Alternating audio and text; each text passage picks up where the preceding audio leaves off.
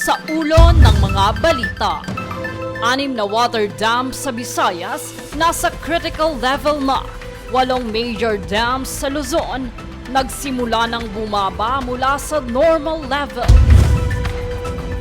Higit 4,600 na bagong kaso ng HIV na itala nitong unang quarter ng taon. Senador Bato de la Rosa itinuturing na pugante ng DOJ at OSG. Sierra Madre, ininspeksyon ng Kamara. 8,300,000 halaga ng iligal na droga nasabat sa NAIA.